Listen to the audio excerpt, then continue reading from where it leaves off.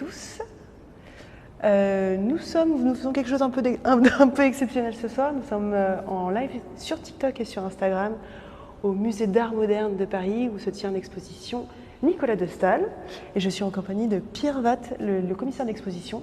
Et nous sommes ici pour répondre à toutes vos questions et surtout pour vous montrer un petit peu ces œuvres magnifiques de Nicolas de Staël et vous raconter un petit peu sa vie, son parcours.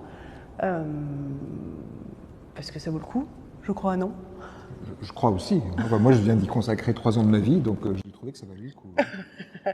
Donc on va on va vous raconter plein de choses. On va surtout aussi répondre à vos questions. Si vous avez des questions sur cet artiste qui, pour certains d'entre vous, sera certainement pas très connu. Généralement, il me semble qu'on dit que Nicolas de Staël, c'est le peintre le moins connu, le plus connu par le public. Alors, c'est à la fois un peintre très populaire, c'est un peintre incroyablement populaire. Il y a une sorte de mythe Nicolas de Staël. À l'entrée de l'exposition, il y a une photo de lui. Il a une quarantaine d'années au moment de la photo. Il a 40 ans au moment de la photo. Il est très grand, il est très beau. En plus, on sait qu'il est mort jeune. Il s'est suicidé à l'âge de 41 ans. Il y avait des histoires d'amour assez tragiques. Donc, ça en a fait une espèce de figure de légende. Figure de légende qui était un petit peu oubliée ensuite par les gens les plus jeunes. Mais enfin, il y a une sorte de mythe quand même, Staël. Mais en même temps, l'œuvre, on ne la connaît pas tellement. Ouais. Parce que c'est une œuvre qu'on trouve un peu dans les musées et beaucoup chez les collectionneurs particuliers. Donc nous, ce qu'on a fait pendant 3 ans, c'est chercher des œuvres chez des gens. C'est ça qu'on va vous raconter, en fait. Et oui, parce que il faut savoir que dans cette exposition, il y a plein d'œuvres qui n'ont jamais été montrées dans un musée. Il y en a combien à peu près? Alors, il y a, en tout, dans l'exposition, on a 200 œuvres, 130 tableaux et 70 œuvres sur papier, dessins, gravures. Et en fait, il y a 25% des œuvres qui n'ont jamais été montrées en France, 25% qui n'ont pas été montrées depuis tellement longtemps qu'on ne les a pas vues, donc ça fait déjà la moitié. Et puis d'autres très rarement, ce qui fait qu'en fait sur 200 œuvres, quelqu'un qui n'est pas un spécialiste, les 3/4 des œuvres, il ne les a pas vues. Donc c'est quelqu'un de très connu, mais l'exposition c'est une sorte de découverte. Donc on n'a aucune idée finalement de ce qu'on va voir quand on vient, et il y a vraiment un effet de surprise assez intense, je crois, et joyeux. Oui, et elle est très belle la surprise. Alors, est-ce qu'il y a des petites questions qui sont posées ou pas encore? Ok, eh bien. Ah. Déjà, on va peut-être présenter un petit peu Nicolas de Staël. Nicolas de Staël, c'est un peintre qui est né en 1914, il me semble. Il est né en Russie. Il est né à Saint-Pétersbourg.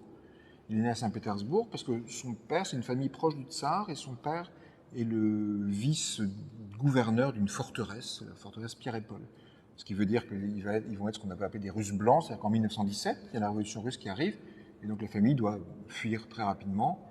Ils vont partir d'abord en Pologne, et puis son père est âgé, il meurt, sa mère est malade, elle meurt, ce qui fait que vers 8-9 ans, il est orphelin. Et là, il va se retrouver en Belgique, à Bruxelles, dans une famille d'adoption. Donc c'est là qu'en fait, très très très jeune, il va vouloir devenir peintre, tout de suite. Sauf qu'il est dans une famille qui n'a pas du tout envie qu'il devienne peintre, parce qu'ils veulent qu'il ait un métier sérieux. Voilà, donc plutôt ingénieur. Et lui, il ne veut pas devenir ingénieur. Il dit, mais pourquoi est-ce que tout petit déjà, je voulais devenir un peintre et un grand peintre? C'est un homme qui est habité par une passion. Donc l'histoire de Lévi Staël, c'est vraiment ça. Ce qui fait qu'il va quitter la Belgique assez rapidement pour voyager. Puis en 1936, il part définitivement. Il part au Maroc. Il doit y aller quelques mois, il y reste 1 an et il ne reviendra jamais en Belgique. Et c'est vraiment au Maroc qu'il va totalement se confirmer dans son désir d'être peintre. Là, on va commencer un petit peu, peut-être vous montrer quelques œuvres de l'exposition. Là, on n'est pas à mi-parcours, on est au début du parcours. On est à peu près au premier tiers de l'exposition, mais dans un moment où vraiment le style de Staël devient... voilà, on commence à reconnaître vraiment ses qualités tout à fait éclatantes. On est en 1952, c'est une salle qui est presque exclusivement dédiée à des peintures de paysages. 52, c'est une année très importante chez Staël, parce que c'est l'année où Staël, qui jusque-là travaillait uniquement en atelier, va commencer à sortir de l'atelier. Et il va sortir de l'atelier pourquoi? Parce qu'il va faire ce qu'on appelle peindre sur le motif, c'est-à-dire qu'il va aller avec son matériau de peintre, il va aller en Île-de-France, il est à Paris, son atelier, il va aller dans le sud de la France, au Lavandou, il va aller en Normandie, et il va faire quoi? Il va peindre le paysage, peindre le paysage, peindre le paysage. Des tout petits paysages incroyables. Il faut vraiment imaginer cet homme qui fait ça debout ou assis, tac, tac, tac, comme ça, sur un petit morceau de carton ou un morceau de 10 orels, c'est du bois compressé. C'est un avantage parce que ça coûte pas cher du tout, c'est un homme qui n'a pas d'argent, et il va travailler comme ça, il dit que je fais des paysages de marche. Donc c'est un moment de révolution dans son travail, et là on voit ces petites, vous voyez, on voit ces œuvres, elles sont microscopiques, hein, c'est vraiment, il faut imaginer qu'elles tiennent dans la main. Je mets ma main à côté pour vous donner une idée Voilà. de la taille. Voilà, c'est portatif. Alors moi j'ai eu la chance, on n'a plus le droit de les toucher, mais j'ai eu la chance de les toucher pour Il y l'exposition. en a qui sont très chanceux ici. Mais voilà, et donc voilà, là on est dans ce moment très important chez Stahl, puisque on est dans une... Et c'est vraiment le moment comme ça, Stahl c'est vraiment un homme qui va...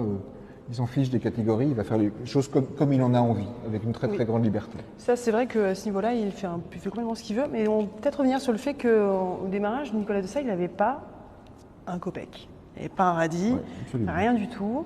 On est un petit peu sur le cliché dans l'imaginaire collectif de l'artiste maudit. Et ça change quand? Est-ce qu'il y a une date qui est majeure? On n'est pas encore à la date où ça va changer. En fait, Nicolas de Staël, c'est un homme qui va vivre au Maroc. Il va rencontrer une femme qui s'appelle Janine Guillou. Première grande histoire d'amour. C'est sa première grande histoire d'amour. Elle est mariée, elle a un enfant, qu'à cela ne tienne, ils vont se mettre ensemble instantanément. C'est un vrai coup de foudre. Il va avoir un coup de foudre pour le Maroc, pour la lumière du Maroc, et un coup de foudre pour cette femme qui est peintre, qui va la citer à peindre.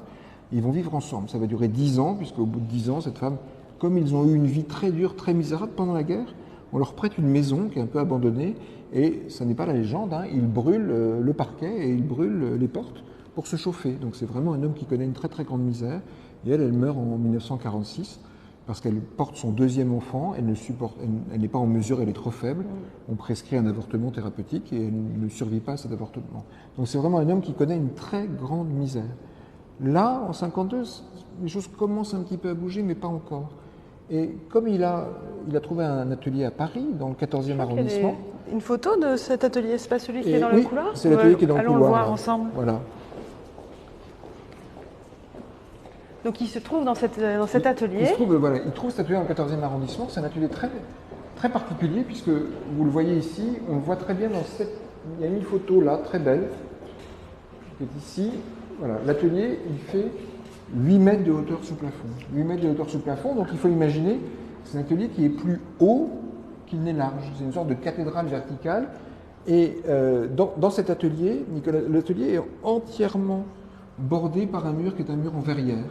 Donc la lumière va rentrer dans l'atelier, va éclaircir sa peinture, et puis finalement, ça va être une sorte d'incitation au voyage. C'est-à-dire qu'à un moment donné, il va commencer à sortir de l'atelier. Donc il va sortir de l'atelier et il va se mettre à voyager, il va se mettre à faire les tableaux qu'on a vus là-bas en fait. D'accord. Voilà. Une très belle photo, vous voyez, en plongée, il paraît microscopique là sur cette photo, il fait 1m96, 1m97 à peu près, Nicolas de Staël. Il est très grand et il paraît qu'il avait une voix très grave, une voix de chanteur d'opéra russe, une sorte de voix de baryton basse. C'est ce qu'on se posait comme question la dernière fois, de savoir quel type de voix il avait. Malheureusement, on n'a pas d'enregistrement, on ne sait jamais, on va finir peut-être par le retrouver, mais il avait une voix de basse et qu'il utilisait extrêmement bien, paraît-il, parce que sa fille nous a raconté que le soir, donc il y avait l'atelier, 8 mètres de hauteur sous plafond, et puis juste en dessous, un étage où il y avait la vie de la famille. C'est-à-dire que les enfants, ils étaient sous l'atelier de leur père, et quand il ne fallait pas faire de bruit, ils sortaient de leur chambre par la fenêtre pour arriver directement dans la rue, pour ne pas déranger leur père. Et leur père passait la journée à travailler à l'atelier, et le soir, quand la mère faisait à manger aux enfants, lui, il prenait un livre, il prenait de la poésie ou des tragédies, Corneille, Racine, et il les lisait à voix haute pour ses enfants pendant le repas, avec cette voix absolument incroyable. Donc ça devait être quelqu'un de très impressionnant, c'est quelqu'un de très intense, dans la joie ou dans des colères absolument gigantesques. Mais il faut, voilà, on aimerait entendre cette voix, mais la voix, on l'entend d'une certaine manière dans les tableaux, puisqu'il y a une espèce de vibration absolument incroyable. Exactement. On va se diriger vers une autre salle. Mais la voix, on l'entend d'une certaine manière dans les tableaux, puisqu'il y a une espèce de vibration absolument incroyable. Exactement. On va se diriger vers une autre salle.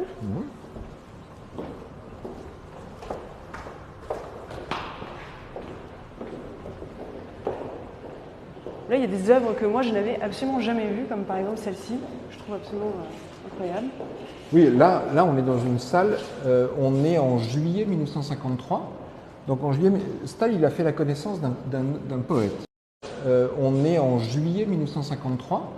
Donc en juillet, Staël, il a fait la connaissance d'un poète. Un poète qui s'appelle... on est en juillet 1953. Donc en juillet, Staël, il a fait la connaissance d'un poète. Un poète qui s'appelle René Char, avec lequel qui est un poète très célèbre à l'époque, avec lequel il va devenir... Staël, il a fait la connaissance d'un poète. Un poète qui s'appelle René Char, avec lequel qui est un poète très célèbre à l'époque, avec lequel il va devenir ami Après, ils vont se fâcher, mais Stahl se fâche avec tout le monde. De toute façon, au bout d'un moment, il ne faut pas le fréquenter pendant trop longtemps. D'accord. Après, ils vont se fâcher. Et René Char l'invite à venir le rejoindre avec sa famille l'été dans le Vaucluse, dans un petit village. Ah, nous avons une question. Nous avons Oui. une question. Quelles sont les inspirations de Stahl et pourquoi avoir précisément choisi ce peintre pour cette grande expo? Alors, pourquoi avoir choisi ce peintre? Alors, moi, initialement, je ne l'ai pas choisi. C'est-à-dire qu'on est venu me demander si j'avais envie de faire cette exposition et j'ai répondu oui, tout de suite. Voilà, on m'a dit que j'avais du temps pour réfléchir. Je dis non, c'est pas la peine, je suis. Voilà. Donc, d'une certaine manière, je suppose que le musée l'a choisi pour cette raison-là. C'est un très grand artiste, mais c'est aussi un artiste qu'on voit très peu dans les musées. Là, dans cette exposition, je suppose que le musée l'a choisi pour cette raison-là. C'est un très grand artiste, mais c'est aussi un artiste qu'on voit très peu dans les musées. Là, dans cette exposition, les 3/4 des œuvres viennent de collections privées. Hein. On a 65 collections privées qui nous prêtent et seulement 15 musées. Donc, ce qui veut dire que ce sont des œuvres, si on veut les voir, il faut aller chez les gens. Donc, c'est un petit Nicolas, si j'ose dire, 12-13 ans. Il voit le monde en peintre. Ce qu'on a vu dans la salle 52, c'est le 2/3 rouge, 1/3 noir en mouvement. C'est ça la vie de Stahl. Ce qui veut dire que Stahl, c'est un homme de l'extrême sensibilité au monde. C'est un homme de l'émerveillement face à la beauté du monde et qui passe toute sa vie à se dire comment je peux peindre ça. Et toute l'exposition, c'est un homme qui vit des choses différentes de manière sensible et qui se dit à chaque fois je ne sais pas faire, il faut que j'invente une nouvelle manière de faire. Oui, le meilleur outil pour montrer ce qu'il ressent fondamentalement. Donc en fait, ce qu'on voit un petit peu sur ces tableaux, c'est surtout l'émotion que Nicolas de Staël a ressentie face à un paysage, à une personne. Là, c'est sa fille, il me semble. Ça, c'est sa fille, on peut s'approcher si vous voulez. Parce qu'il y a une petite anecdote sur ce tableau, c'est qu'il l'a fait venir quelques minutes. Oui, et... c'est un des très rares tableaux qui s'appelle Portrait chez Stahl. Et c'est donc un portrait de sa fille Anne. Ça a été peint en Provence, hein, à l'été 1953. Et Anne le raconte très bien. Anne, à l'époque, elle a 12 ans. Anne, elle est très grande, toujours très grande. Et à l'époque, elle est vraiment une sorte de petite sauterelle. Elle dit, je n'avais aucune forme. Voilà. Et elle dit, il m'a dit, mais t'inquiète pas, ça va durer 5 minutes. Elle a posé 5 minutes et elle le dit, et voilà la vision qu'il a eue de moi. C'est-à-dire une vision entièrement métamorphosée. C'est-à-dire que Stahl, on débat toujours, est-ce que c'est de la peinture abstraite, est-ce que c'est de la peinture figurative? Moi, je dirais que c'est surtout un peintre de vision, la dimension, est-ce que c'est de la peinture figurative? Moi, je dirais que c'est surtout un peintre de vision, la dimension d'imaginaire, la dimension presque onirique au sens de... Moi, je dirais que c'est surtout un peintre de vision, la dimension d'imaginaire, la dimension presque onirique au sens de le rêve, si vous voulez. Et là, c'est une espèce de vision complètement transfigurée, parce que si vous regardez ce portrait de cette préadolescente, on a presque le sentiment d'avoir une sorte de figure extrêmement noble, enfin quelque chose de très, on dirait hiératique, c'est-à-dire quelque chose d'extrêmement puissant. C'est à la fois un tableau extrêmement puissant et très fragile, parce que quand on le regarde bien, c'est comme une sorte de montage d'une robe, vous voyez, avec différents morceaux, et qu'on aurait juste mis des petits points pour que ça tienne, et on se dit, si je reste trop longtemps, tout ça va s'effondrer. C'est très fort et c'est très fragile, et il peint d'une façon dont il n'a jamais peint. C'est une expérience. Vous voyez, hein, quand on regarde le tableau, on voit vraiment, là on peut s'approcher de la toile, c'est ça qui est génial, oui. C'est qu'on voit vraiment aussi le traitement qu'il inflige. C'est une histoire de couleur, c'est une histoire de forme, et puis c'est vraiment une histoire de jeu de texture, et il attaque sa toile. Vraiment, on sent l'intensité. Stahl, il a vécu 41 ans, c'est une vie très brève, mais c'est quelqu'un qui vit au plus haut régime d'intensité pendant 41 ans. Et ça, c'est très long, d'une certaine manière. Et justement, pourquoi ça se finit à 41 ans? Alors, à 41 ans, on est en mars 1955. Stahl s'est installé à Antibes en 1955. Stahl s'est installé à Antibes. Et un jour, en effet, il monte sur le toit terrasse de son atelier et il se jette dans le vide. Donc Stahl se suicide à 41 ans. Les choses se jouent en partie dans la salle où nous sommes là, puisque quand il vient dans le Vaucluse, il va avoir un coup de foudre, à la fois pour cette lumière extérieure du Vaucluse, c'est un grand peintre de la lumière, Stahl, et aussi pour une jeune femme qui s'appelle Jeanne Polge, qui va être son dernier amour et qui va être un amour tragique, inabouti, destructeur, et destructeur notamment parce que cette femme va faire une chose à laquelle Stahl n'a pas vraiment été habitué. Elle va dire non. Voilà. Elle va dire non. Elle va résister à ce désir totalement démesuré. Ça, c'est un déclencheur, bien sûr. Après, moi, je suis toujours très hésitant pour dire pourquoi quelqu'un s'est suicidé, parce que Oui, je bien pense sûr, que on ne nous sait savons tous que la vérité appartient à la personne qui commet l'acte, qui elle-même n'est peut-être pas tout à fait consciente de ses raisons. Mais Stahl, Stahl, c'est un exilé, c'est un orphelin, c'est un homme arraché à son pays, c'est un homme arraché à sa langue, c'est un homme qui va, c'est un homme qui va, voilà, c'est un homme qui est une sorte d'errant absolument perpétuel. Et puis, c'est un homme de cette exigence et de cette intensité absolument permanente. Donc, moi, j'interprète son suicide. À la fin, il laisse des lettres, et dans une des lettres, il dit cette chose très belle, il dit « Je n'ai pas la force de parachever mes œuvres ». Parachever, ça ne veut pas dire terminer, ça veut dire les terminer en leur portant au plus haut niveau, voilà, en faire des chefs-d'œuvre. Et d'une certaine manière, c'est un homme qui ne peut pas supporter, dès le début, c'est un intransigeant. C'est-à-dire, soit je donne tout, mais si à un moment j'ai plus la force de tout donner, j'arrête. Arrêter, c'est clore la chose dans sa perfection, d'une certaine manière. C'est une exigence, finalement, plus qu'un renoncement chez lui. Et là, on va passer devant les photos qui sont les plus connues de Nicolas de Staël, Oui.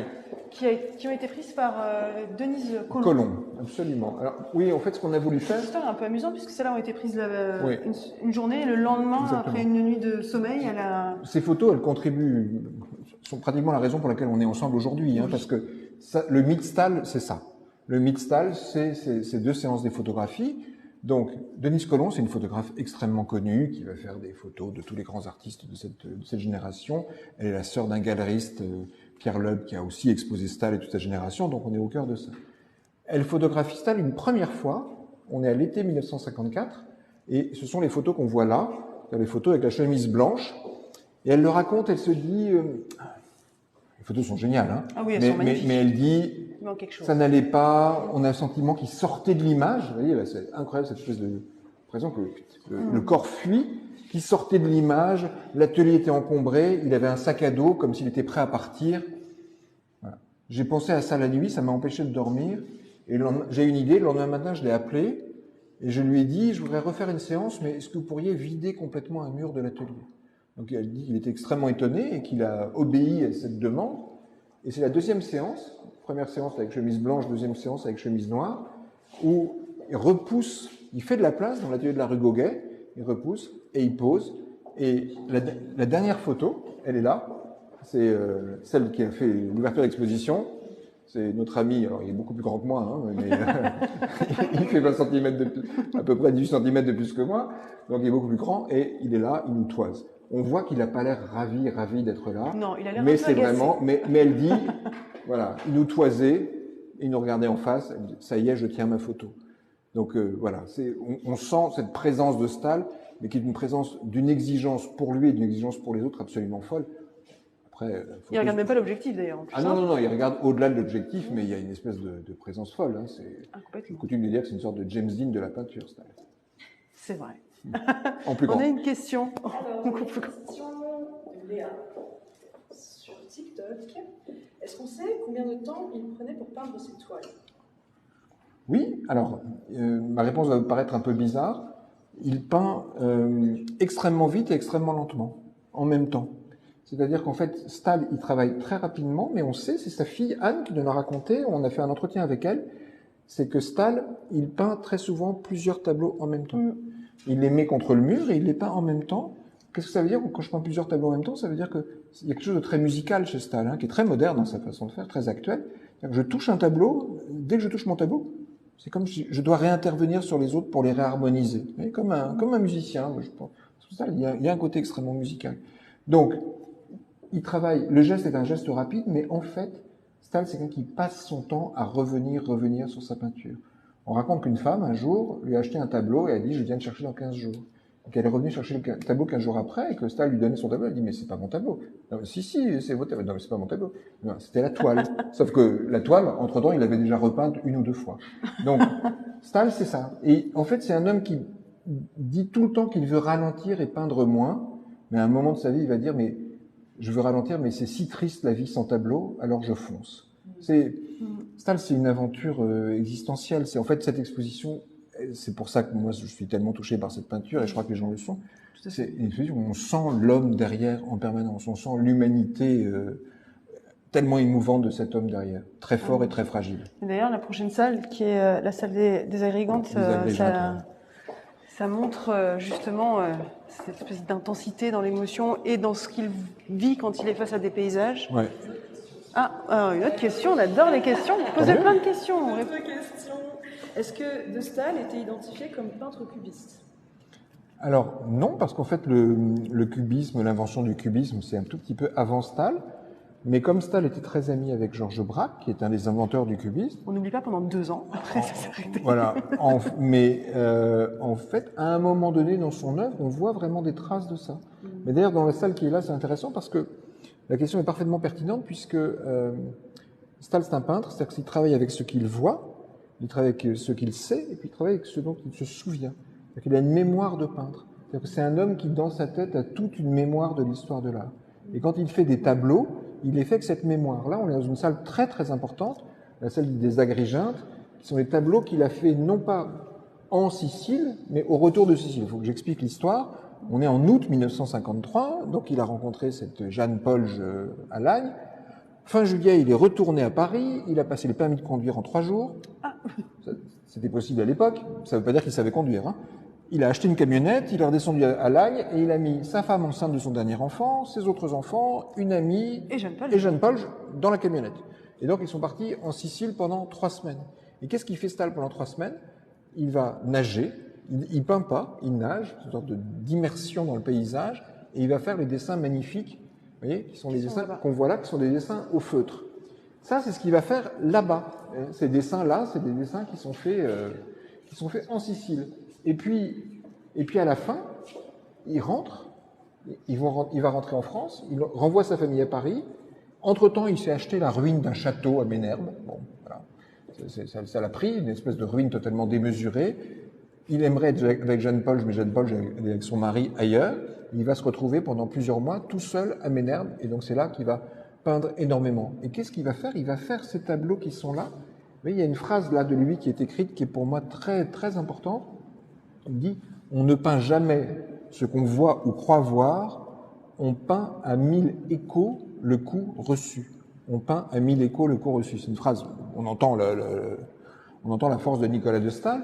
Ça veut dire quoi, on peint à 1000 échos le coup reçu? Ça veut dire qu'en fait, Staël, il veut pas peindre la chose, le coup, il veut peindre l'après-coup. Il veut pas peindre le coup, il veut peindre l'écho, l'émotion ressentie, mais en même temps différée.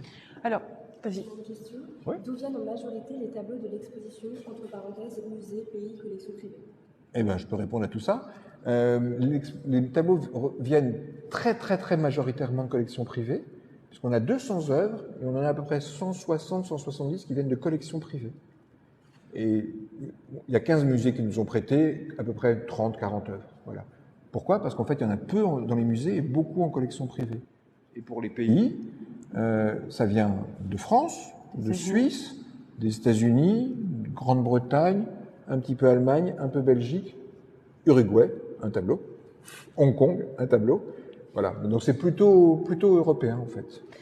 Alors pour ceux qui viennent d'arriver, nous sommes au Musée d'Art moderne de Paris et on vous parle de l'exposition Nicolas de Staël. Et je suis en présence du commissaire de l'exposition, Pierre Watt.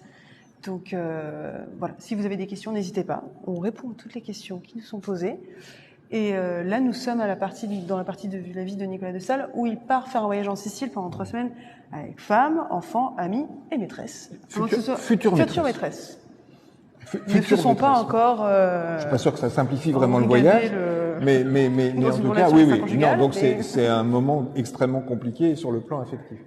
Et donc il va se retrouver tout seul en Provence, il va se retrouver tout seul dans son castelet, dans son petit château en ruine à Ménherbe, pendant un automne et un hiver. Et qu'est-ce qu'il va faire? Il va peindre. Il va peindre puisqu'il n'y a rien d'autre à faire que ça. Et il fait ces toiles qui sont probablement des moments les plus incroyables d'intensité de cette œuvre-là. Et alors, vous voyez, donc, ce sont des tableaux de Sicile, mais peints avec la lumière de Provence, et puis aussi avec toute sa mémoire de peintre, vous voyez. C'est-à-dire que, par exemple, qu'est-ce qu'il a vu, qu'est-ce qu'il a en mémoire? On parlait de ses sources tout à l'heure, Staël. 2 ans avant, il a vu une exposition d'Henri Matisse, qui est un des très grands peintres du XXe siècle. Et il a vu ce que Matisse commence à faire à cette époque-là, c'est des papiers découpés. Matisse découpe directement dans des papiers colorés et fait des agencements absolument extraordinaires. Et donc Staël, lui, il fait ça. Alors là, on les voit pas.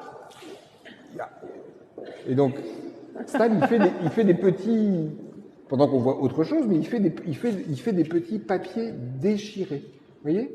C'est-à-dire que Stahl, il va prendre des papiers, il va pas les découper au ciseau comme Matisse, il les déchire, vous voyez? On voit le bord là, complètement déchiré. C'est sa manière à lui d'assimiler Matisse. Et qu'est-ce qu'il va en faire dans ses tableaux des Agrégentes? Vous voyez ce bord frangé, ce genre de choses comme ça? On reconnaît, hein, c'est un vocabulaire, on croirait presque un travail. Il y a un côté presque naïf, presque un travail d'enfant. Hein, c'est vraiment c'est petit vert et petit jaune. Hein, on connaît un petit livre comme ça pour enfants qui fonctionne de cette façon-là. Et si on regarde les tableaux, si on regarde les formes, la manière dont les formes sont peintes ici, vous voyez, donc ces formes-là, en fait, ces formes, elles viennent des papiers déchirés. Elles sont imitées des papiers déchirés. Donc, j'ai le choc d'Agréginte, mais j'ai aussi le choc de Matisse, et puis je diffère ce choc en faisant encore autre chose, en bricolant ma chose, et puis j'arrive à ce tableau fou, ce tableau complètement dément. Ce tableau, il vient de chez un collectionneur particulier. Je suis rentré chez lui, il y avait des centaines d'œuvres sur les murs. Je vous assure, je ne voyais que ça. Tellement ce tableau est puissant d'une œuvre. Et si on regarde bien ce tableau, il fonctionne comme les papiers, c'est-à-dire qu'on a le sentiment que c'est des agencements de morceaux de papier découpés, comme dans le portrait d'Anne, on a l'impression que c'est à peine punaisé, vous voyez, avec quelques épingles, sur un fond jaune, et que ça bouge encore. L'intensité, elle vient de ça. Donc, vous voyez, faire de la peinture, c'est le choc de la Sicile, mais tellement d'autres choses aussi qui arrivent à produire ce résultat-là. Donc, on a aussi ces œuvres-là. Donc, c'est vraiment des paysages qui représentent... Alors, ce sont des paysages. Quelqu'un l'autre jour me disait, mais c'est curieux, cette série s'appelle Agrigente. Donc, Agrigente, c'est une ville du sud de la Sicile, qui est une ville où il y a des restes extraordinaires de temple grec. Et quelqu'un me disait, mais ça ressemble pas tellement à Agrigente. Je dis, oui, mais en fait, c'est que Stahl, il invente son propre paysage. C'est un mélange entre le choc réel d'Agrigente et en même temps une sorte de réinvention, de reformulation complète. Et vous voyez, Stahl, il a commencé sa vie de peintre au Maroc, ça a été vraiment l'acte de naissance. Quand il était au Maroc, il a beaucoup peint, mais il a détruit ses tableaux parce qu'il n'était pas satisfait. En revanche, il a tenu un petit cahier du Maroc qu'on expose dans une vitrine, et la première page de son cahier du Maroc, il a écrit un mot, clarté. Et Stahl, c'est vraiment un homme qui cherche la lumière, qui cherche la clarté. Dans les œuvres du début, il la cherche dans une peinture très sombre au fond, et là, il la cherche dans l'éblouissement. Parce que qu'est-ce que c'est ça? C'est comme une sorte de chemin. Hein, on a un point de fuite avec une perspective incroyable, et on a ce ciel qui est un ciel fou, c'est un ciel aubergine sombre, comme si on était absolument dans l'éblouissement. C'est-à-dire que quand on parle de sensibilité, un tableau comme celui-ci, il produit une expérience optique, j'allais dire un peu de sidération, c'est-à-dire qu'on est soi-même comme si on regardait le soleil en face. Hein, il y a un effet oui, c'est ça, de sidération et en même temps de fascination. Et puis, une manière de peindre, et cet homme, il passe son temps, on ne peint pas comme ça. Il ne peint pas correct, Nicolas de Stahl. Il peint en inventant sa manière de peindre. Il peint, oui, il crée son propre langage. En permanence. Qui me ressemble. Et il réinvente son langage en permanence. Tout le temps. Est-ce que vous auriez une anecdote que vous aimez bien, que vous trouvez un peu amusante sur Nicolas de Stahl? Je peux vous raconter, par exemple, tout à l'heure, on était devant un grand tableau qui s'appelle le Parc des Princes. Celui au début Ah, je crois qu'on a une question. Une question. Le paysage est-il son sujet de prédilection ou a-t-il touché à d'autres sujets? Question de Nord sur TikTok. Alors, c'est son sujet de prédilection, puisque Nicolas de Stahl, il nous laisse à peu près 1100 tableaux et autant de dessins. Et que sur les 1100 tableaux, alors il se trouve que j'ai compté, puisque comme je suis un des commissaires d'exposition, j'ai travaillé pour le catalogue, donc je me suis préoccupé de ce genre de choses, il a fait 550 paysages. Ça veut dire que 50% de sa production, c'est du paysage. Voilà. Mais il fait aussi beaucoup de nature morte, beaucoup de représentations d'objets dans un espace clos. Il va faire quelques portraits et quelques nus, et puis un certain nombre d'autres choses. Mais le paysage, c'est la moitié de l'œuvre. Donc c'est absolument considérable, et c'est très important chez lui, parce que on le voit, plus on progresse dans l'exposition, au début, les tableaux de Stahl, ils sont comme fermés, comme s'ils butaient sur un mur, et plus on avance, et c'est ici que ça commence à se passer, plus Stahl, plus il commence à accéder à la profondeur et accéder à l'espace. Et à la fin, il fait une œuvre totalement différente, où la couleur est très liquide, très diluée, comme si tout à coup, il n'y avait plus de barrière et qu'il pouvait se projeter dans la profondeur. Ce qui est assez bouleversant quand on y pense, parce que c'est quand même un homme qui a fini en se jetant dans le vide. Oui. Du coup, l'anecdote. L'anecdote, c'est sur le Parc des Princes. En 1952, Nicolas de Stahl fait un très grand tableau qui va faire pas mal parler, ça va le rendre assez connu, mais avec une polémique. Ce très grand tableau, si on n'avait pas le titre, le Parc des Princes, il nous semblerait abstrait, mais comme il s'appelle le Parc des Princes, tout le monde a trouvé que c'était figuratif et que c'était un peu étrange. Pourquoi le Parc des Princes? C'est parce que Staël et sa seconde femme, après, quand il est veuf, il se remarie avec une femme qui s'appelle Françoise et qui va avoir 3 enfants, vont en mars 52 au Parc des Princes. Alors, c'est pas le Parc des Princes actuel qui a été rebâti, mais c'est au même endroit, c'est l'ancien Parc des Princes, assister à un match de football. France-Suède. C'est la Suède qui gagne. 1-0. Enfin, on sait tous qu'un point en sport, ces jours-ci, on est au courant, ça peut... C'est très compliqué. Un point, ça peut changer l'avenir d'une compétition. Alors, la question que tout le monde se pose, c'est est-ce que Staël, c'est un peintre du sport, est-ce qu'il aime le football? Ben, la réponse, c'est qu'il n'a jamais vu de match de football avant. En revanche, là, il y va, et figurez-vous que c'est le premier match de football en nocturne éclairé à l'électricité en France. Et là, Staël, il est comme un gamin devant un arbre de Noël gigantesque et éclairé. Il est fou de joie. Il écrit une lettre à un de ses amis, à son ami le poète René Char. Il parle de l'herbe rouge et bleue, des muscles qui voltigent, et comme cet ami s'appelle René Char, il finit en disant « Quelle joie, René, quelle joie !» Voilà, c'est un homme de... Staël, c'est ça, c'est un homme, c'est une chose qu'on peut tous comprendre, il n'y a pas besoin d'être peintre pour ça. Et là, il est aussi totalement d'aujourd'hui, c'est un homme de la joie devant la beauté du spectacle du monde, de la joie devant l'émotion du monde qui bouge. Et donc, qui dit émotion chez Nicolas de Staël dit évidemment des tableaux. L'émotion se manifeste par le tableau. On le voit ici, c'est-à-dire qu'on est dans cette salle-là. Vous voyez, on a choisi un mur gris pour unifier un peu tout ça, parce que une salle comme ça, c'est très compliqué à accrocher. Il faut trouver quel tableau supporte quel voisin. C'est-à-dire qu'ils sont tous tellement forts, et ils sont tous tellement dans un registre absolument intense d'émotions, qu'il a fallu trouver comment les apparier, mais c'est le bonheur aussi de l'accrochage. C'est une journée à essayer, plus à gauche, plus à droite, non pas celui-là, puis celui-là, puis tout à coup, ça marche. Tout à coup, tout le monde est d'accord, dit « Ah, on bouge plus ». Voilà. L'accrochage, c'est pas une chose facile à expliquer, c'est physique, c'est le corps et l'œil, et tout à coup, il dit « Bon, là, on bouge plus ». Ouais, voilà. Question. Bonsoir. Si Monsieur Watt devait donner 3 clés de lecture en visitant l'exposition, quelles seraient-elles? Alors, 3 clés de lecture. La première clé de lecture, c'est que Staël, c'est le mot clarté. C'est le mot qu'il inscrit. Staël, c'est un homme... En histoire de l'art, on dit que c'est un très grand tonaliste. Tonaliste, ça veut dire quoi? Ça veut dire que c'est un homme qui est capable de jouer sur des variations lumineuses du plus clair au plus sombre tout le temps. Donc c'est un homme de la sensibilité. La deuxième clé de lecture, c'est que Staël, c'est un homme qui ne veut pas être figé dans une catégorie. Il y a un mot très joli de l'écrivain Jean Cocteau. Cocteau, il dit « Les étiquettes me grattent ».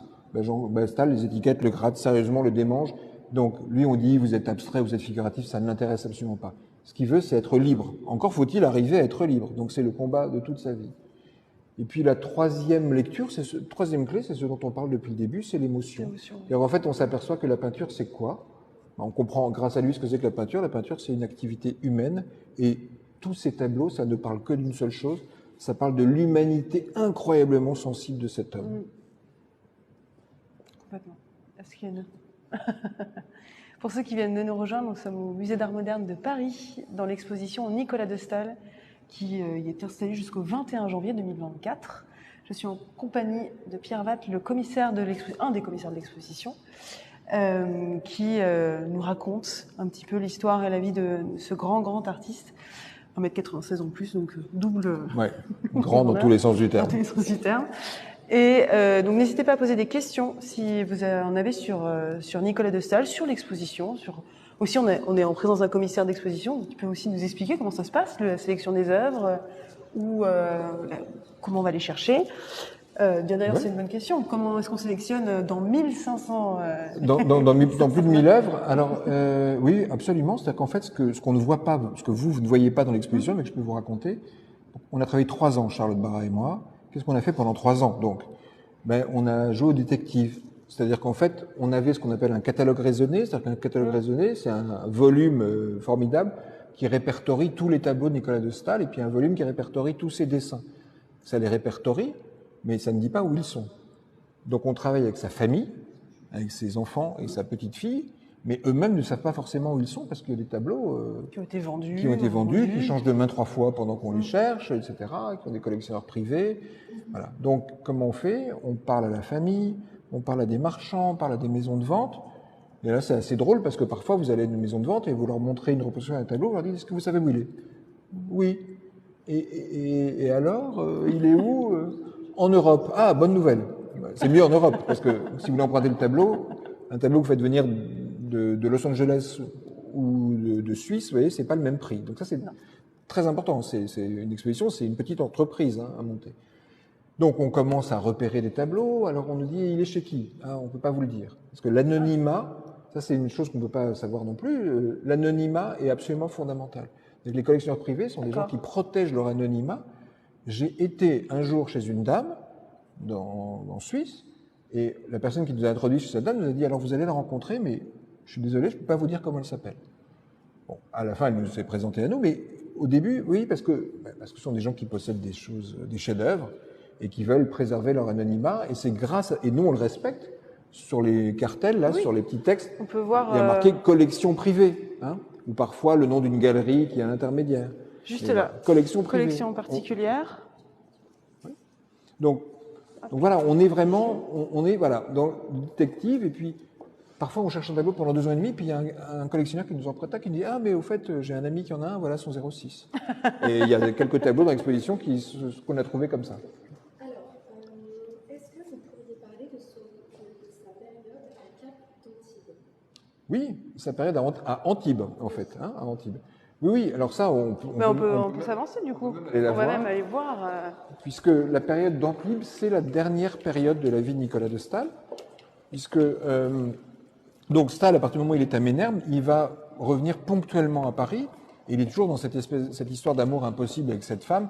Il la voit pas, il la voit pas, ça va mal finir. Et parce que cette femme est mariée, elle a 2 enfants. Elle est mariée, elle a 2 enfants, voilà. Sauf qu'elle, elle ne veut pas quitter son mari. Et elle ne veut pas quitter son mari, et puis surtout, je crois qu'elle ne veut pas non plus sauter le pas pour cet homme qui est d'une intensité un petit peu très intense. Quand on lit ses lettres, voilà, d'intensité un peu brûlante. Donc voilà. Oui. Et donc en septembre 1954. Staël va s'installer à Antibes. Son but, c'est de se rapprocher de Jeanne Polge, qui est à Grasse. Donc pas très loin. C'est la raison pour laquelle il quitte Ménherbe, en l'occurrence, à ce moment-là. Son château en ruine. Alors, il a acheté ce castelet en ruine. Il n'avait pas l'argent, le propriétaire n'avait pas envie de vendre, mais. D'accord. Donc il l'a acheté. Voilà. Et donc, il va s'installer à Antibes. Et Antibes, c'est un automne, un hiver. Il meurt en mars 55. C'est une période de très grande productivité, de très très grande productivité. Et donc nous, on finit, c'est la dernière période de l'exposition. On commence à l'apercevoir sur ce mur-là où on a ces 3 nus, ces 2 nus au fusain sur toile incroyable. Qui sont donc jeunes. Alors, ces 2-là, non. En revanche, oui, le nu bleu sur fond rouge, c'est un des nus de Jeanne Polge. Parce que Jeanne Polge, ils ne vont pas finir leur vie ensemble. En revanche, ils vont être ensemble, séparés, c'est une histoire passionnelle. Donc il y a des moments où ils vont être ensemble. Et il va faire ce tableau incroyable de Jeanne Polge, qui est, voilà, c'est. Quelqu'un m'a dit, mais vous êtes sûr que c'est pas une montagne? Oui, parce que c'est une femme et c'est en même temps un paysage. Et il y a un côté monumental. Alors vous voyez comment c'est peint. Au début, Staël, il y a énormément de matière. On a vu les détails. Et là, si vous pouvez toujours vous approcher, vous trouverez du geste, mais pas de la matière. Et là, il se met à utiliser une nouvelle technique. Il utilise, vous voyez, pour son rouge, là, de la gaze de coton qu'il enduit de peinture et il en met sa peinture. Ce qui fait que, vous avez vu, comme c'est incroyable, c'est tellement mince, c'est complètement liquide et c'est dans le geste pour essuyer la peinture qui crée la forme. Réinvention permanente. Tout le temps. Réinvention permanente. On a, dans l'exposition, avant ce tableau-là, on n'a jamais vu cette manière de peindre. Et d'ailleurs, on ne la reverra pas. Et là, si vous vous tournez par là, on a la salle Antibes, qui est la dernière salle de l'exposition, très importante pour nous. Et ça a été la salle la plus difficile à accrocher. Alors pourquoi? Ça paraît très simple aujourd'hui, mais pourquoi? Parce que dans cette salle, vous avez que des tableaux comme celui-là, c'est-à-dire pratiquement que des tableaux uniques. Il y a tellement de tableaux totalement uniques et totalement solitaires. A-t-il toujours utilisé la même palette de couleurs durant toute sa vie? En fait, il y a des constantes. Par exemple, si on voulait jouer à quelque chose avec Nicolas de Staël, c'est refaire toute l'exposition en cherchant une tache de rouge dans ces tableaux. Vous allez trouver une tache de rouge, alors là c'est beaucoup plus qu'une tache de rouge, dans 80% de ces tableaux. Donc il y a des couleurs qui sont vraiment des couleurs récurrentes. Mais par exemple, derrière vous, il y a un tableau rose, d'un rose absolument incroyable, qui est là, qui est un de mes tableaux préférés dans l'exposition. Ce rose-là, il est On là. le voit nulle part. Voilà, C'est là, c'est ce jour-là. Et c'est un tableau fou. Enfin, moi, je trouve que c'est un tableau qui m'enchante. On a mis 2 ans et demi avant de le trouver chez un collectionneur, grâce à un autre collectionneur qui nous a dit allez chez mon voisin, il en a aussi. Voilà. Et donc c'est un tableau absolument fou. Et cette palette, elle est complètement nouvelle. Alors il y a quelques couleurs qui reviennent beaucoup. Il y a des rouges qui reviennent, il y a des bleus qui reviennent. Mais en fait, c'est plus une question de, dans le fond, lui, ce qui lui importe dans la couleur, c'est plus une question d'intensité lumineuse que de couleur. Vous voyez, la série des agrégentes qu'on a vues, les couleurs sont folles. Il y a un jaune absolument incroyable, il y a des oranges éclatants. Mais ce qui est important, c'est le côté éclatant, précisément. Et là, on n'en a pas, par exemple, de non. jaune. Là, on est dans une année. Moi, je crois que c'est la salle que je préfère dans l'exposition parce que c'est la salle qui m'étonne le plus. J'ai le sentiment, c'est ce que dit le directeur du musée, on est sur une planète. Oui. C'est une planète. Hein, il y a un côté presque lunaire ici. Vous voyez, ce tableau, ça c'est un pont de Paris. C'est le pont des Arts la nuit. Alors, pont des Arts la nuit, donc vous reconnaissez. Incroyable celui-là. Notre-Dame et la Sainte-Chapelle, et alors vous voyez l'éclairage, hein, toujours chez Stahl. Chez Stahl, la lumière vient du fond. Toujours. On a le sentiment que c'est une sorte de caisson lumineux, totalement rétro-éclairé. Il y a une intensité de présence de la lumière incroyable dans ce tableau-là. Et vous avez un tableau un peu plus loin, c'est une nature morte. Ça, c'est un objet qu'il a bricolé dans son atelier. L'objet est toujours à l'atelier. Il a récupéré une espèce de billot de bois dont il a fait une sorte de table. Entre nous, l'objet, en vrai, il est super moche. Hein. Donc, mais ça fait un tableau absolument incroyable, une sorte d'objet rustique, un peu lourd. Et vous voyez un peu le jeu de la lumière, c'est-à-dire que vous voyez ce blanc comme ça qui vient complètement nous aveugler. On est toujours sur les limites de la vision chez Stahl. Et puis, si on zoome là-dessus, ou si on regarde le tableau avec la palette à côté, c'est incroyable parce que c'est un grand magicien quand même. La peinture, c'est 3 fois rien. Une tache de bleu, un autre bleu, un orange, un deuxième orange. Ça suffit. C'est celui-là ? On a une question sur ce tableau, il me semble. Sur Calais, c'est celui-là que la personne dans les commandes. Hein ?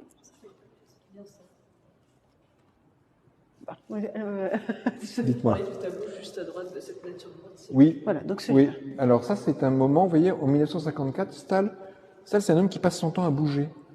Et c'est un homme, il faut quand même se rappeler qu'il est né en Russie, qu'il a grandi en Belgique, et que cet homme qui s'installe dans le sud de la France, il va régulièrement retourner dans le nord. Et donc là, c'est un tableau qu'il a peint à Calais. Il a été à Calais, il a été en Normandie, il a été sur la côte d'Opale, Calais, Dieppe, d'accord, Gravelines. Donc là, on est vraiment vers le nord de la France. Régulièrement, il a besoin de changer de lumière, Stahl. Ah mais là, on voit complètement la différence de lumière entre ici, les agrégentes là-bas, par exemple, ce tableau là-bas. C'est l'homme. On est en 54. Les agrégentes, ils sont pas en 54. C'est un tableau de la même année. D'accord ? Il y a eu une très belle exposition il y a quelques années au Havre, ça s'appelle Lumière du Nord, Lumière du Sud. Qu'est-ce qu'il fait, Stahl, parfois ? Il peint un tableau dans le Sud, il prend sa camionnette, il file chez un de ses amis en Normandie, il roule toute la nuit, et quand l'ami se réveille le matin, il trouve Stahl dans son jardin, qui a disposé les tableaux dans son verger et contre le mur de la grange, pour les lui montrer dans une autre lumière. Braque faisait ça. Hein ? Braque, il se promenait avec une nature morte, il la jette dans un champ pour voir si ça tient, dit-il. Et Stahl, c'est ça, c'est passer l'épreuve de la lumière. Donc, je vis dans le Sud, je suis ébloui par le Sud, et je vais me refaire les yeux aussi à Calais, et réciproquement. Hein ? Peindre à 1000 vibrations le coup reçu, c'est-à-dire que c'est un homme qui est dans une sorte de déplacement phénoménal. Donc ça fait ce tableau qui est... J'ai l'habitude de dire que Stahl, il est parfois d'une délicatesse presque insoutenable. C'est-à-dire qu'il a des nuances de subtilité, de délicatesse qui sont folles. On sort d'une peinture violente, de l'éblouissement, et là, on est dans un presque rien, tout petit détail lumineux ici, et puis ce motif, peut-être des tentes sur des plages comme ça, avec cette blancheur qui fait que, ben voilà, c'est là. Je ne suis pas étonné qu'on nous ait demandé d'en parler parce qu'il a une telle présence visuelle que c'est très frappant. On nous a posé comme question si il faisait partie d'une famille. Il faisait partie d'une famille d'artistes. D'une famille d'artistes, c'est-à-dire au sens, est-ce que dans sa propre famille, au sens génétique du terme, non, alors il y a... Du côté de son père, c'était militaire. Du côté de son père, ce sont des militaires. Alors sa mère a une sensibilité artistique, mais on sait peu de choses, hein, comme c'est un orphelin très jeune, mais En revanche, dans sa famille adoptive, alors non, ça c'est vraiment pas du tout une sensibilité artistique, puisque Ingénieur. sa fille raconte que quand Stahl est à Ménherbe, il fait venir ses beaux-parents qu'il n'a pas vus depuis des années au Castellet à Ménherbe et il leur montre la série des Agrégentes. Donc on sent le jeune homme qui est fier, il s'est acheté une ruine de château quand même, et il fait ces tableaux absolument fous. Et Anne de Staël raconte que la mère adoptive, qui appelle Nicolas de Staël, elle l'appelle Kolya, hein, c'est le diminutif de Nicolas en russe, dit à son mari, quand elle arrive et qu'elle voit les Agrégentes, « Viens voir ce que Kolya a fait, viens voir les horreurs qu'il a fait. » Ils ont raté l'occasion de se faire offrir tous les Agrégentes qu'ils voulaient, mais donc là on est vraiment sur une... Bon, en même temps c'est intéressant parce que ce sont des tableaux d'une telle nouveauté, ça ressemble à rien de ce qu'on n'a jamais vu à l'époque. Un Staël, ce tableau, ils sont comparables avec personne. Donc ces gens qui n'ont pas d'éducation artistique, ils reçoivent la foudre, hein, et c'est pas très agréable de recevoir la foudre. Oui, c'est vrai. Bien, c'est et compliqué. bien hein. justement, c'est ça qui est intéressant chez Staël, vous avez raison, la question se pose pour tous les artistes, est-ce qu'on peut les assimiler à des mouvements? Et bien Staël, non.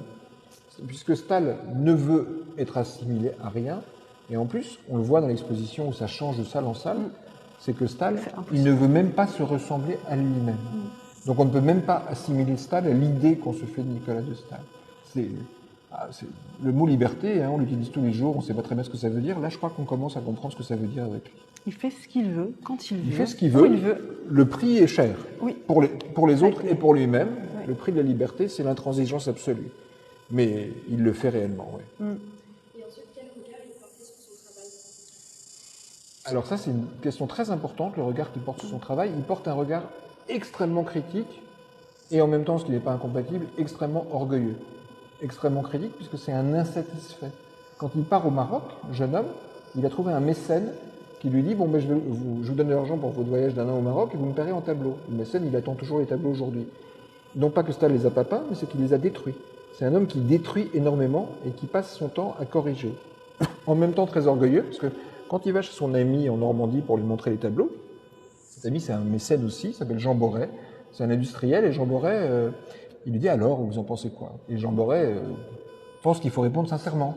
Et donc de temps en temps, il lui dit, wow, là franchement ce tableau, moins de bleu, plus de rouge. Staël est absolument foudrage. C'est-à-dire qu'il veut bien avoir la vie de quelqu'un, mais pas pour être d'accord avec la personne. C'est pour ça qu'il se fâche beaucoup. Staël, il a besoin des autres pour aiguiser sa propre singularité. Vous voyez, en boxe, on parle du sparring partner. C'est le partenaire d'entraînement, sauf que le partenaire d'entraînement, c'est un petit peu un punching ball chez Staël, en l'occurrence. Ah, on se décale.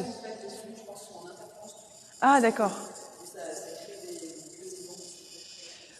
On peut peut-être se diriger pour montrer les... J'avais une question. Il y a quelqu'un qui demande quelles sont vos œuvres préférées à vous. Ah. Alors, lesquels je vole? Bon, je me pose la question tous les jours. J'ai une très grande tendresse pour le paysage rose qu'on vient de voir là-bas, peut-être aussi parce que c'est un tableau qu'on a beaucoup cherché, et puis c'est un tableau qui ressemble à nul autre, il y a une sorte de grâce et de légèreté. Et puis, si je devais adopter des salles comme ça, je choisirais celle-ci, et je choisirais aussi la salle où on a commencé, 1952, la salle des petits paysages, parce que là je prends tout. Il y a un délice, il y a une sorte de bonheur de la peinture. Un des grands mots de Nicolas de Staël, c'est le mot joie. Quelle joie! Alors c'est un russe, hein, c'est un homme de la joie tragique aussi, mais il y a des moments de jubilation devant la peinture extraordinaire et de jubilation du plaisir de peindre qui se sent jusqu'à la fin vraiment. Oui, voilà. Après, il y a quelqu'un qui demande pourquoi son dernier tableau avant de concert n'est pas dans l'exposition. Pourquoi le grand concert n'est pas dans l'exposition? Très très grand. Ça a été Oui, en effet, l'exposition se termine sur cette salle d'Antibes, et dans cette salle, il n'y a pas le concert, qui est son tableau ultime, achevé, pas achevé. C'est un tableau qui, vous allez vite comprendre, c'est un tableau qui fait 6 mètres de large, sur plus de 3 mètres de long. Et donc c'est un tableau qui est extrêmement compliqué à faire voyager, parce qu'en gros, pour le faire voyager, il faut l'enlever de son châssis, l'enrouler, etc.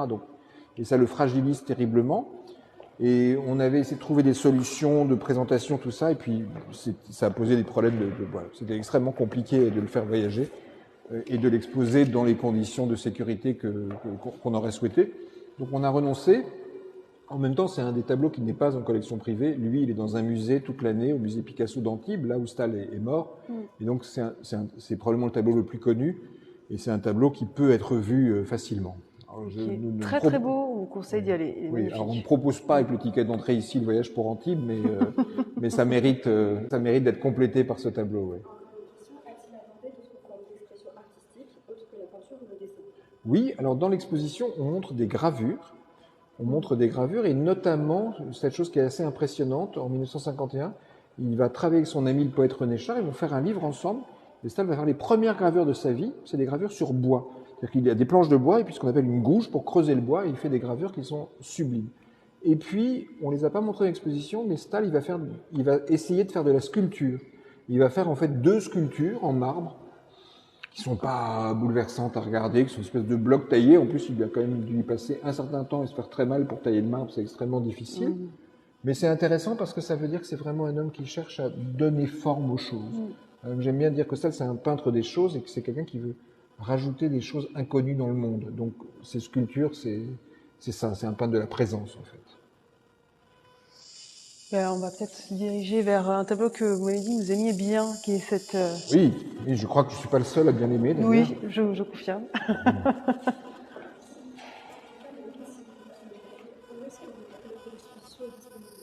Alors, le catalogue d'exposition, il est disponible, dans ces cas-là, on dit dans toutes les bonnes librairies.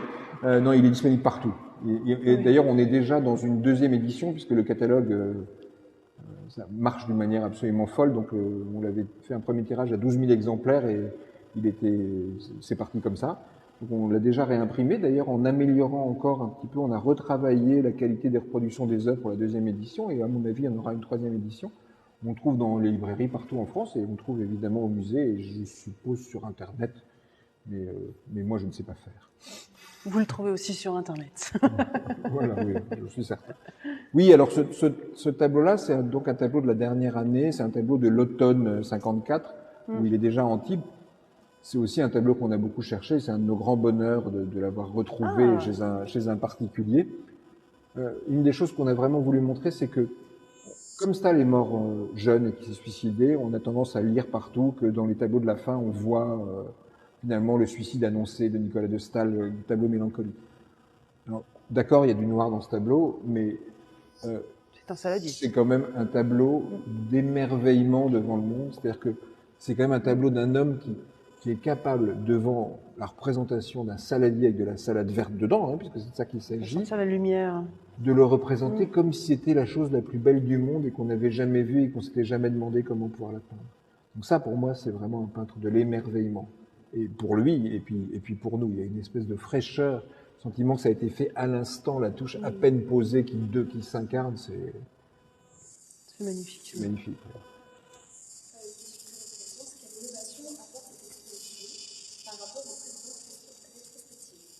Alors, cette exposition, elle a lieu 20 ans après la dernière rétrospective et elle est très différente.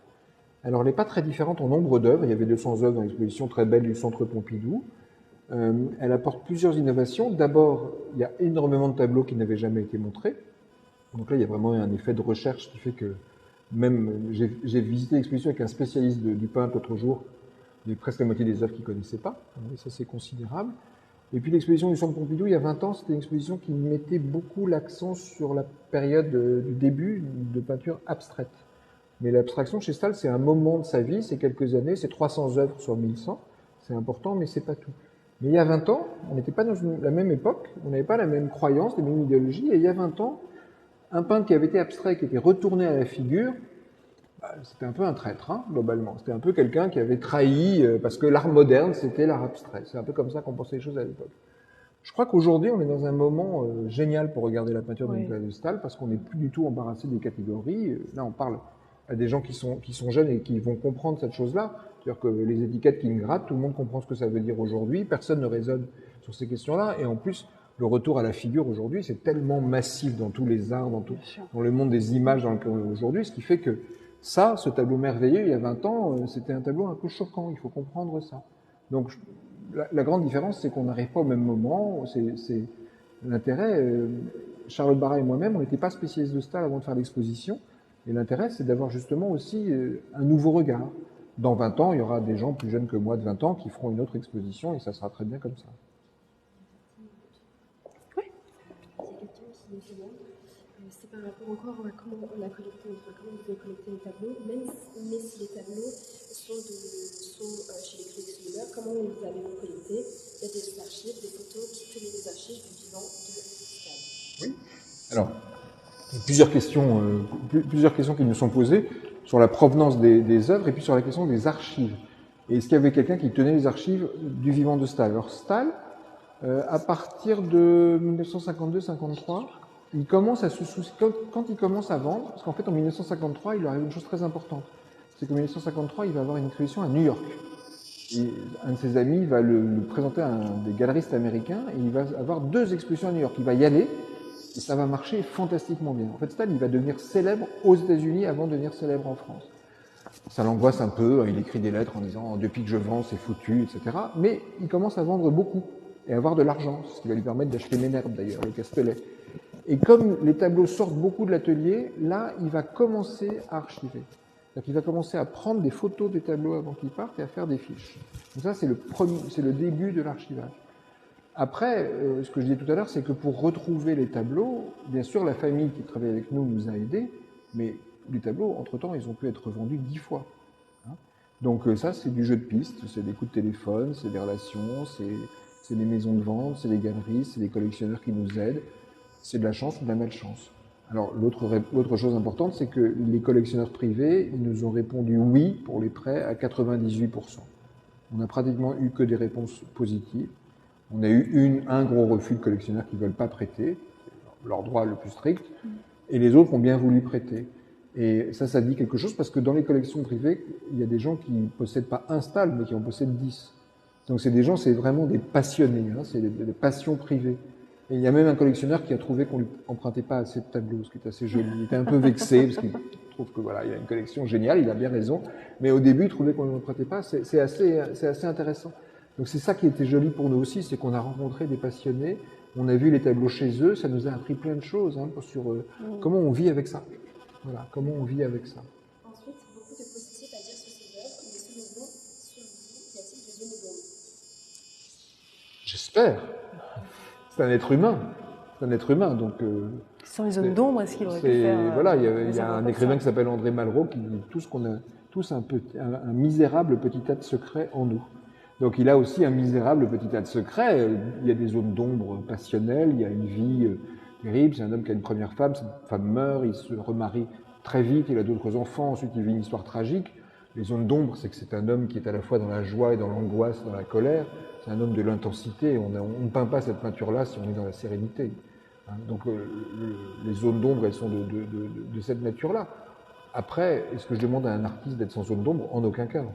Stahl, ça n'est que des aspérités et on les voit sur les murs et il en fait quelque chose. Stahl, c'est quelqu'un qui est très fragile psychiquement et en même temps très fort.